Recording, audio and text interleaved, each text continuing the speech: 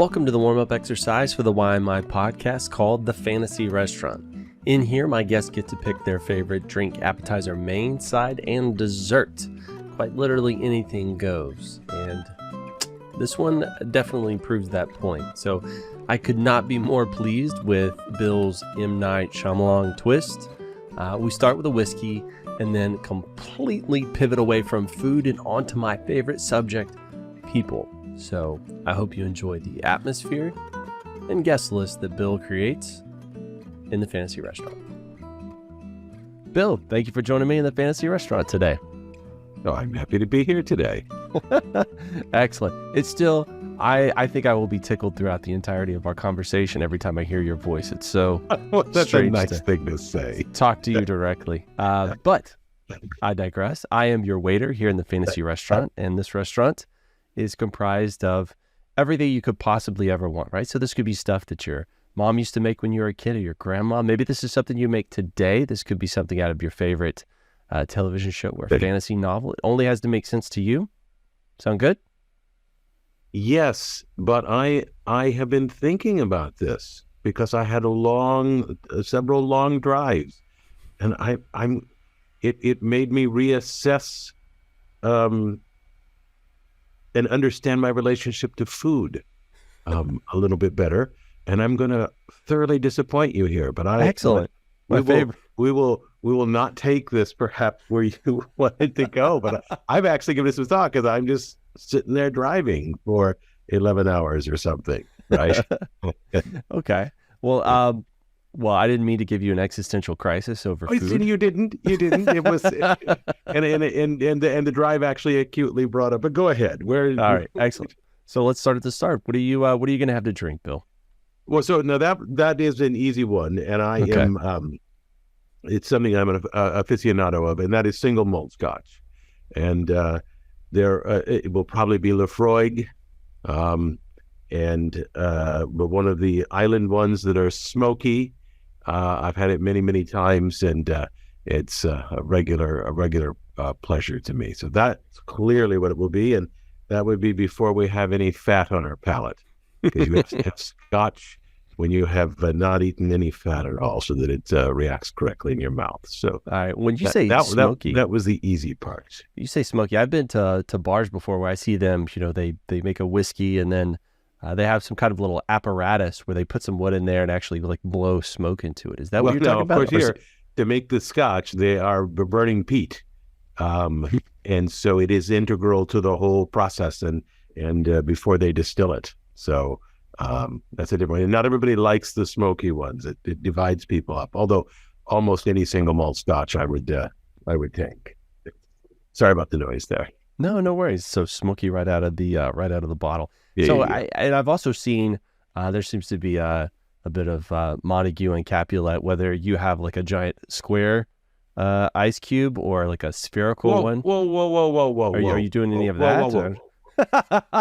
You do not mix any ice or water, with one exception, into a single malt Scotch, because when you chill it, you actually, now there's the chemical engineer in me talking, you separate the oils out and ruin the flavor. And in fact, you can't tell the taste difference between Chivas Regal and a really good Scotch if you chill it at all. In fact, when you buy a bottle, you should get it out and examine it and see if there is a layer at the bottom, because that means the bottle was chilled. Now, the one exception is you can buy cask strength, which I'm going to get this wrong, but it's 60% alcohol or something, and you dilute it 2/3 to 1/3, which is supposed to be, so it comes down to the normal 40% of Scotch.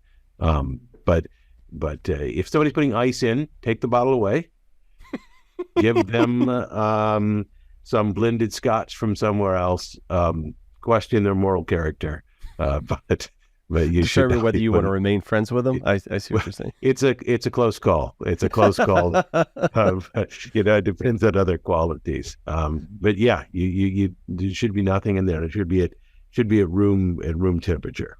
All right. So on the other side of the coin, if you have really bad Scotch, are you recommending that we chill it? Is that what you're saying? I'm recommending you put Diet Coke in it. Which is what I would do. And don't get me wrong, I've had many nice 7 and 7s over or Coke and Diet Coke and Jim Beam many times. So happy with that. Excellent. Well, it sounds like we were off to a roaring start. We've got your. Well, I don't know. Maybe. All right. I love the controversy already. So we'll see how much feedback we get on your pinkies up approach to drinking scotch. So we've got our drink situated. Now, again, we're hitting my favorite part of the meal, the appetizer, because I tend to be more adventurous in this section. I'm curious what you're going to do. Well, now here's where the problem enters, and I don't want to be accused of not playing your game, but I became a type 2 diabetic over the last decade. And so the number of things I can eat is restricted. And now in the sense of your game, we could, as you said, return to a parent meal or something like that. And what I realized in the car, by the way, there's no parent meal to return to. My sister and brother and I joke about this. Our mother certainly got nutrition in us, but I'm not sure she's interested in cooking. I believe we have no childhood meals that we recall fondly for the food. And as we were driving this long distance, and of course you stop at a McDonald's or whatever, I realized that there's many things I can't eat, and I wasn't really missing the flavors. I was missing the convenience. It's very inconvenient for me to eat now. I have to plan. I have to have my keto bread. I have to have my keto buns with me if I'm going to stop at McDonald's, okay, or Burger King, which I did. But you're driving, you're hungry. Let's stop, family. Let's get something. There's some fries there. I'm not really tempted to eat the fries because they cause problems for me. Yet, by God, was that ever convenient?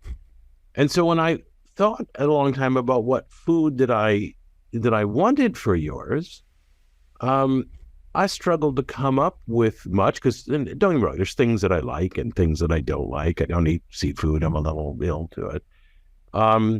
And that's when I realized it's really this issue of convenience, which tells you that I'm not much of a gourmet, right?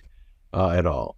And in fact, where I went with this, and I thought this was, maybe the intent is, I have for years been annoyed when a group of people go out. This is a graduate student way back, so 8 or 10 of you, and somebody debates the restaurant, and there's an argument about which one.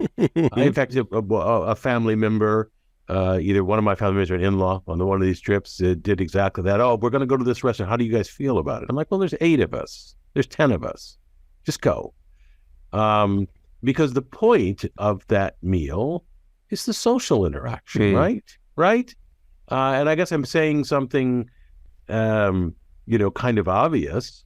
And maybe as I was thinking along these things, I realized I said to this, I was saying this family member was, I'll find something on the menu. It doesn't matter too much to me. It's I'm with you folks. And the sense of your question is maybe there are people who are gourmands that really are concerned about it. So I for sure would have a steak. And in fact, I'd have the most tastiest cut of steak. But I can never remember what it is, so I Google it on my phone. Which tells you something there. I think it's a ribeye, but I can't remember which one it is. So, I'm a little bit at a loss here. And so instead, what I was thinking about is, all right, the old dinner party adage, and obviously I had a lot of time to drive here, is it's not what's on the plates, it's what's on the seats, right? And so I was thinking, who would I have at a dinner party? And we can serve, whatever. And so I spent more time with a guest list, if you will. And I realized that's the way that I've been approaching meals for a long time. Convenience. Yes, there's things I like, things I don't like. But I find being a type 2 diabetic, it's okay. It's fine for me not to eat some things that I used to eat in the past. I mean, my kids are appalled I can't eat candy, right? I don't really miss it. I liked it. I have lots of things in my life that are lovely. Candy doesn't matter to me. But of course, they're like, oh my God, this is a terrible thing. And so I struggle with your question. And again, instead I thought about a dinner party and, and in that kind of fantasy game. And it's, that's what we're doing here. Who would you have? And so that was my thoughts on there. So, I can come up with an appetizer. It'd be something fried, right? A salad. I don't know. I like a salad.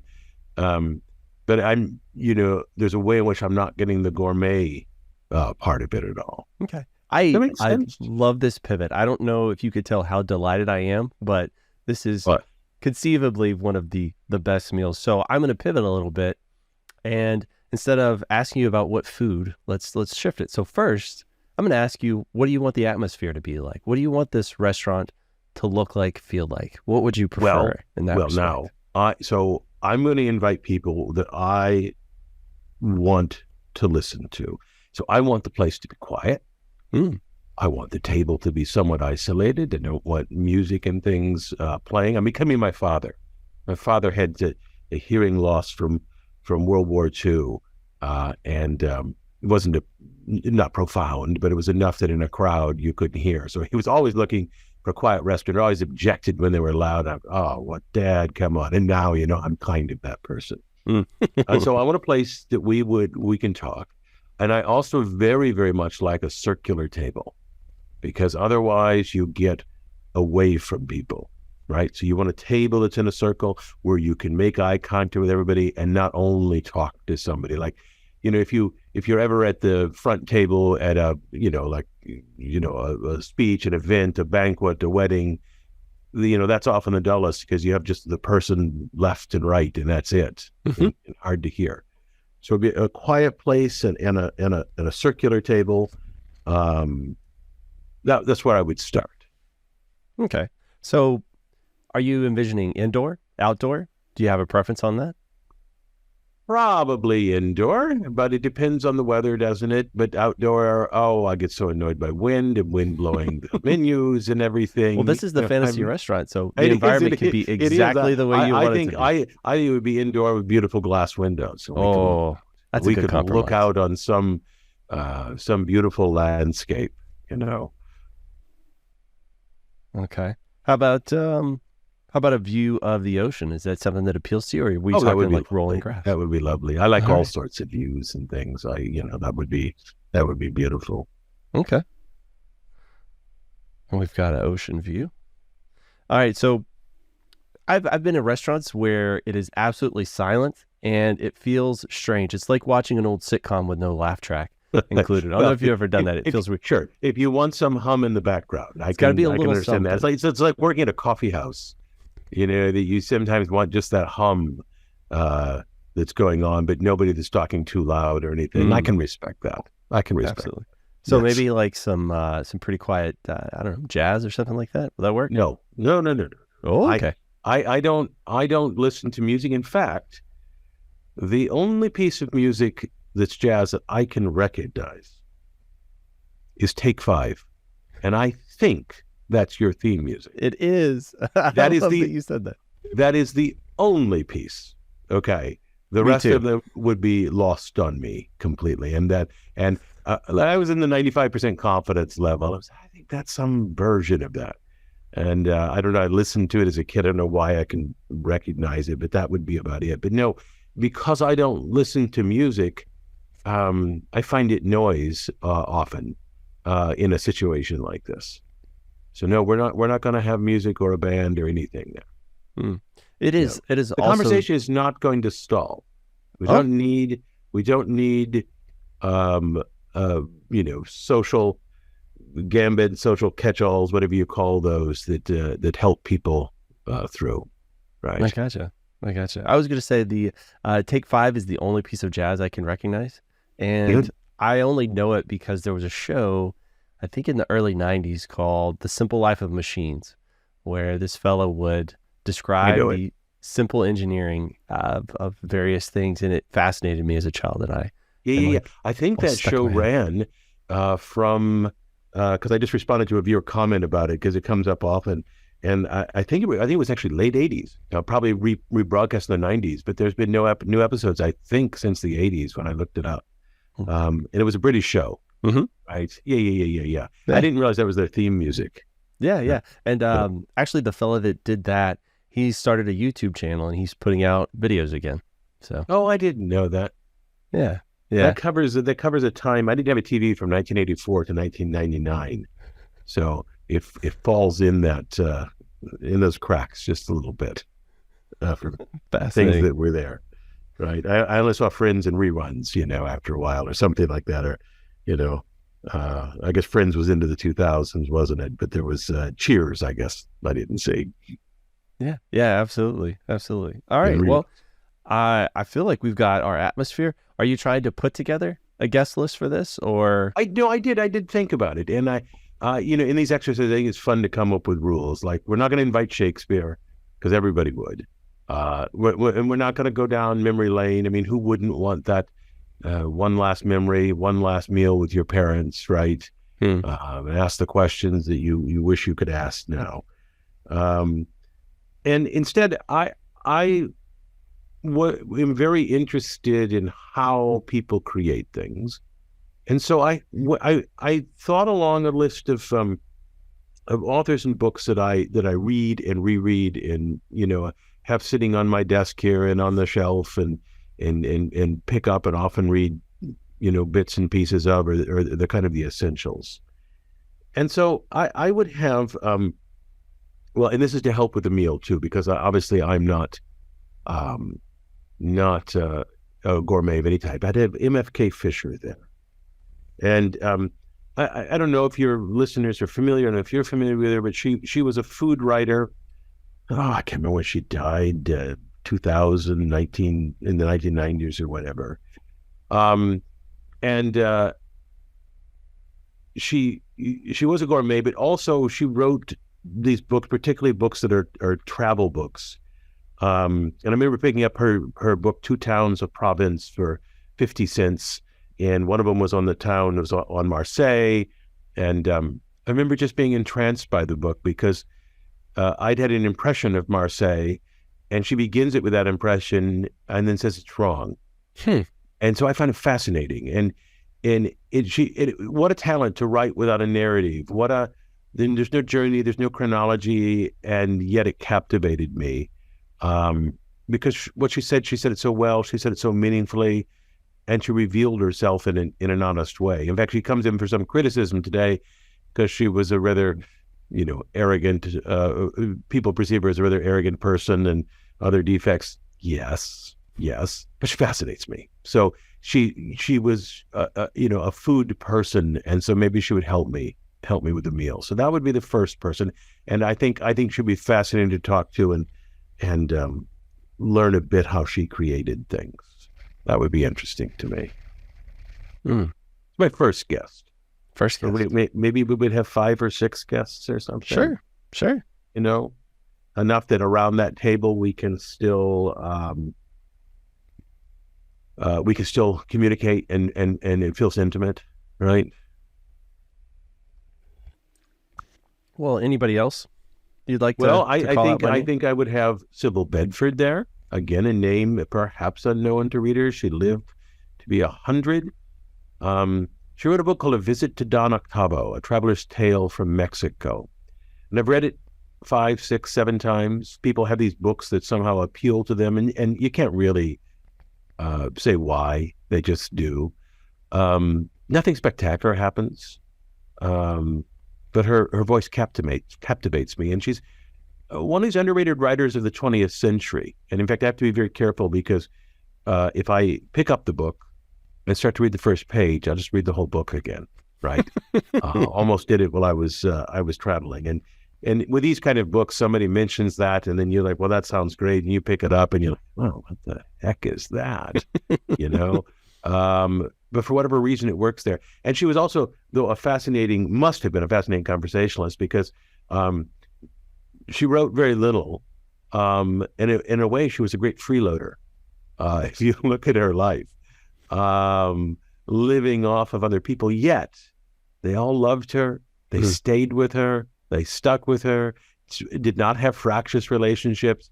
And there's a little bit of a mystery there that I can see on the page, some of it, but I think in the person, she must have been brilliant. So I think we'll have her there because we're going to have some introverts, I think, at this, at this dinner table. And a little bit like everybody here, I'm interested in how she created some of the works that she did. And I would, that's one of the things that really what I want to discuss here is that, that the creativity. So that's a first guest. Second guest. You want more guests? I had to trim the list. Where would you like to go? How about we do the top three? Because it sounds like we've got the top two. So what do you have as your third? Probably Herman Melville. There's a copy of Moby Dick sitting over here.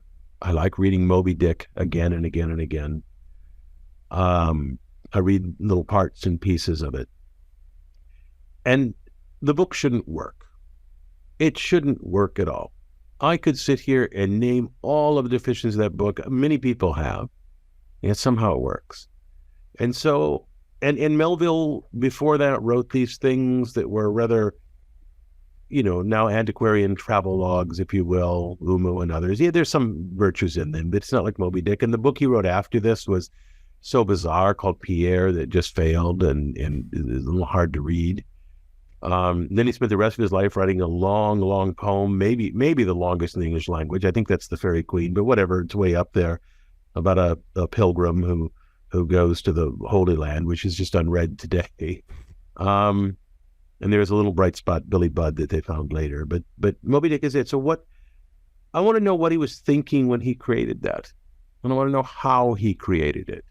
Like I said, because it couldn't work. And so I just want some insight into how he did that. And that's true of Bedford, and that's true of Fisher there. Now, I'm not sure I believe Melville's probably an introvert of some sorts, but we'll have Sybil Bedford there to help move him along. Right, to keep the conversation going. Yeah.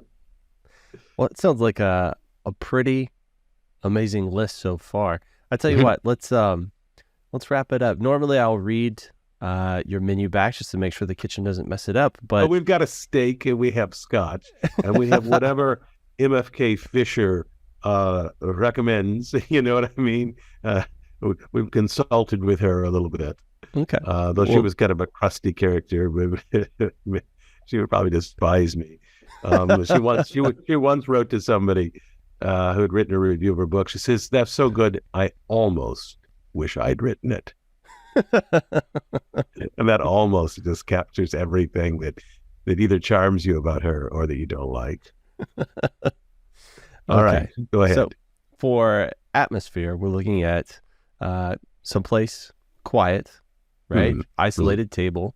It's going to be a circular table. So yeah, I'm thinking the lighting, not too bright, not too dim, because I hate being able to, I'm at a restaurant, I'm having to squint to see the person across from me. That drives me crazy. But also, it's not too bright, right?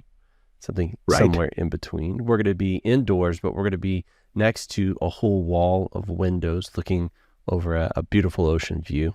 Then we'll have some soft sounds in the background, not necessarily music, but something just so that there's, a din of work going on back there. Clatter of dishes a little bit. Yeah. The murmur from the other diners that are in there. And 3 of our guests we're going to have are going to be MFK Fisher. We're going to have Sybil Bedford and Herman Melville. Yes. Excellent. Well, normally this is the part where I say, thank you for joining me in the Fantasy Restaurant. I guess that's, thank you and your guests for joining me in the Fantasy Restaurant today. Well, it is a fantasy restaurant because they're all dead. So.